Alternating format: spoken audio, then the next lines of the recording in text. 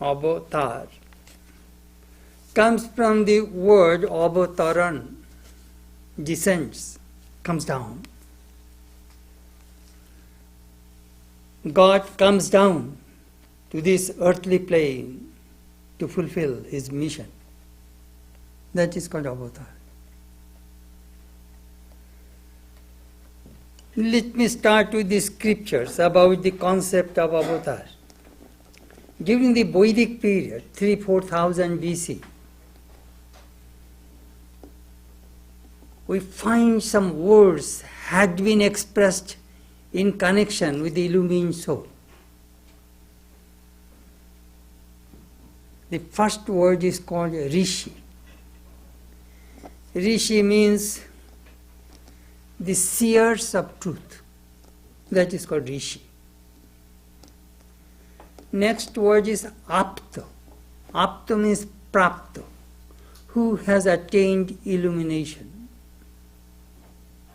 An illumined soul, who has seen God. Next word, they used Odhikari.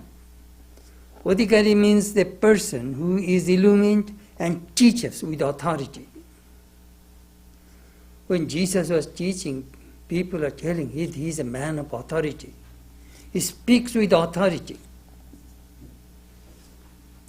Next word we find Prakriti Leena Purusha, a person who has experienced the cosmic consciousness, one with the cosmic beings. These are the words we find in the Vedas, in the ancient scriptures. Then comes the Shankar philosophy. They call Kalpo Niyamok Ishvara. These are the Sanskrit, their technical words. But a soul who controls the entire cycle. Or Prakriti Leena Purusha. These people, after illumination, do not want final liberation.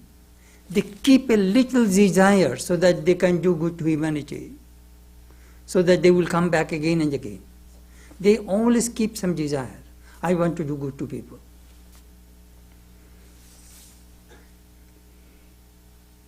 In the Puranic period,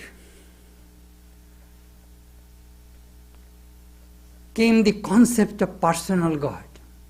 God as a person, as a being. And we must love him. We must show our love and devotion for that cosmic being, supreme being, personal God.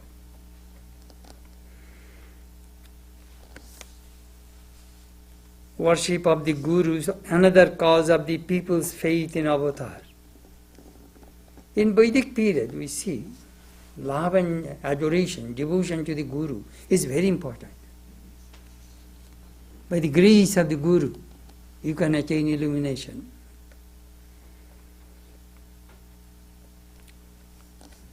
The gist of Smriti and Purana and avatar is like God, by nature, Nitya, Shuddha, Buddha, Mukta, Swaita, Swabhava. That is the nature of the avatar.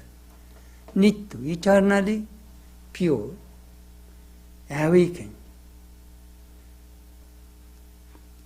ever free, man of truth, full of love, full of compassion. And his mission is to do good to humanity. He is endowed with his memory of divinity. He establishes a new path. He is born to fulfill the need of the age. In the Gita, we find some clear statements about avatar. Krishna says, although I am birthless, I am immutable soul, I am the God of all beings, still I embrace, I subjugate my own Maya and then take a form to do good to humanity. You see, we are born again and again. Why? Why are you born? To fulfill our desires. If you have no desire, you will never come to this world. It is 100% sure and certain. But God does not have any desire like us. Why will He come to this world?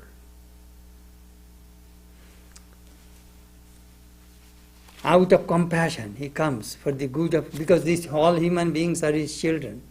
He wants to help them. When they suffer, He comes. Like a loving mother, loving father, He comes, He descends to help humanity. He cannot help it. If the children suffer, parents cannot help than to help their children. Similarly, God always descends to do good to humanity. He is not cruel.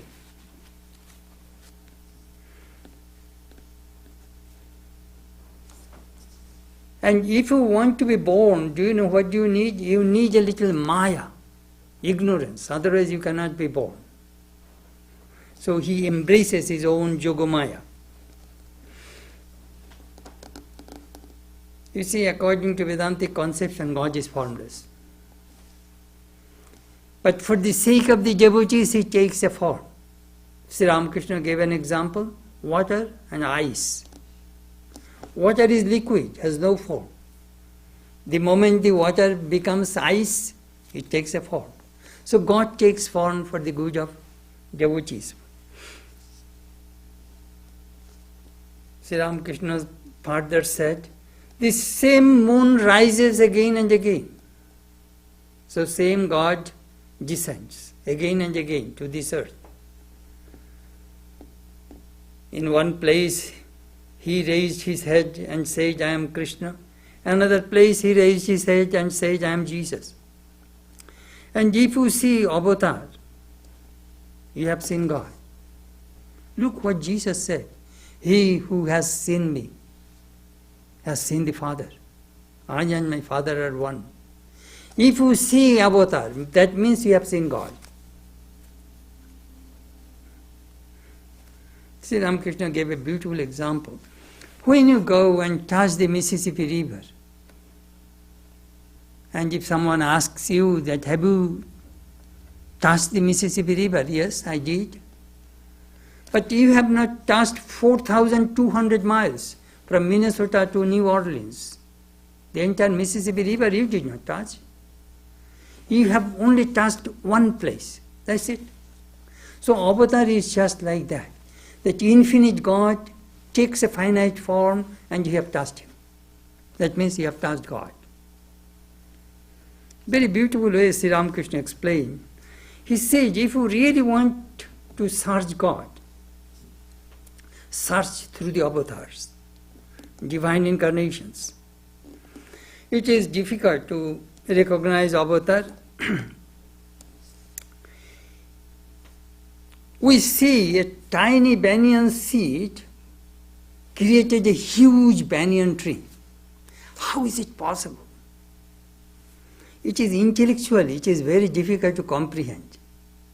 A tiny seed created this huge. I have seen that if you go to botanical garden in Calcutta, it is nearly 1 mile radius, one tree. People do not know where is the main root. Many roots, huge. It came from one tiny banyan seed. It is hard to believe that infinite God takes a form like you and me, with 3.5 feet, 3.5 cubits high, a human being, like you and me. Which is hard to believe. For that reason, Krishna says, Naham prakasha sarvaisya yogumaya samabrita murham navijanati lokamam ajamapayam. I do not manifest to everybody because I covered myself with my yogamaya. For the reason people do not know me, my birthless, my infinite nature. Sometimes people ridicule me, hate me. They think of me as a human being. They do not know my supreme nature. I am the God of all beings, the whole universe. Sri Ramakrishna gave some beautiful examples. If you really want to know God, do you know what you need? You need sadhana, spiritual disciplines.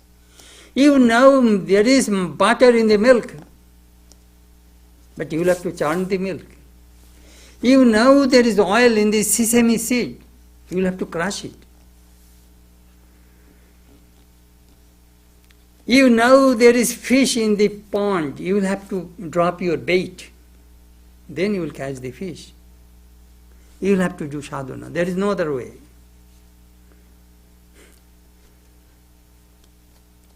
He is a human being. When he is born as a human being, he behaves like a human being. We see Jesus is helping his father in his carpentry shop. I have seen a beautiful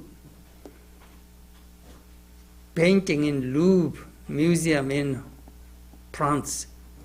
I have the postcards, I kept it in my album. Jesus is holding a candle light like this, and Joseph is drilling a piece of wood, and this light illumines Jesus' face, and he is drilling the wood, but his eyes is on his son.